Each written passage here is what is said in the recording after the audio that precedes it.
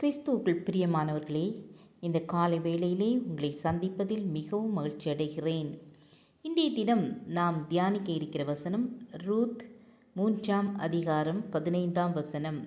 அவன் அவளை நோக்கி, நீ போர்த்து கொண்டிருக்கிற போர்வையை விரித்து பிடி என்றான். அவள் அதை பிடித்தபோது அவன் அதிலே 6 படி வார்கோதுமை அளந்து போட்டு அவள் மேல் தூக்கிவிட்டு பட்டணத்திற்கு புறப்பட்டு வந்தான். ரூத் போவாஸின் வயலுக்கு கதிர் பொறுக்க சென்றாள். போவாஸ் ரூத்தின் சுதந்திரவாளி என்பதால் நகோமியிடத்துக்கு வெறுமையாய் போக வேண்டாம் என்று சொல்லி 6 படி வார்கோதுமையை கொடுத்தனுப்பினார். இதன் முடிவு நன்மையாக இருக்கும் என்று ஆறுதல் அடைந்தார் நகோமி. அதே போல ஆபிரகாம் தன் மகனுக்கு பெண் பார்க்க எலியேசரை அனுப்பும்போது 10 ஒட்டகங்களில் பரிசு பொருட்களை அனுப்பியது போல வார்கோதுமையை போவாஸ் கொடுத்தனுப்பிய சம்பவம் மூலமாக நகோமிக்கு தேவன் ஆறுதல் செய்துள்ளார். நாம் சோர்ந்து போகும் வேளைகளில் மனிதர்கள் மூலம் தேவன் ஆறுதல் செய்ய வல்லவராயிருக்கிறார்.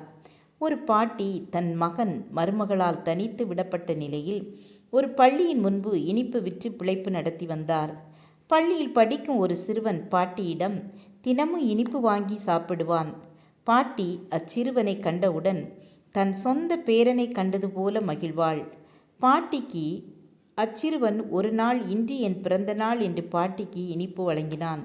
பாட்டியும் இன்று என் பேரன் பாபுவின் பிறந்த நாள் என்று கண் கலங்கினார். உங்கள் பேரனின் பெற்றோர் பெயர் என்ன என்று கேட்டான். அவனுடைய பெற்றோர் பெயரையே கூறியதை கேட்டதும் தன் பாட்டிதான் இது என்று நினைத்து தன் பெற்றோரையும் பாட்டியையும் சேர்த்து வைக்க முடிவு செய்தான். பாட்டி, நான் உங்களுடன் வருகிறேன் என்றான். பாட்டி மறுத்தார். இல்லை, சிறிது தூரம் வருகிறேன் என்று கூறி அவர்களுடன் சென்றான். பாபுவின் பெற்றோர் அவனை தேடி பள்ளிக்கு வந்து விசாரித்தனர். அங்குள்ள கடைக்காரர் அவன் பாட்டியுடன் சென்றதாக வழியை காட்டினார். அங்கு சென்று பார்க்கும்போது அவன் விளையாடி கொண்டிருந்ததை பார்த்ததும் மகிழ்வுடன் தூக்கி கொஞ்சினர்.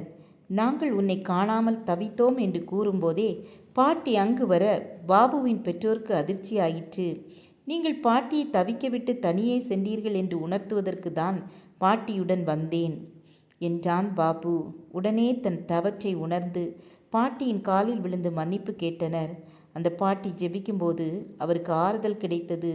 அதுபோல நாமும் ஆண்டவரை நோக்கி ஜெபிக்கும்போது ஆறுதலையும் நிம்மதியையும் கர்த்தர் நமக்கு தருவார்.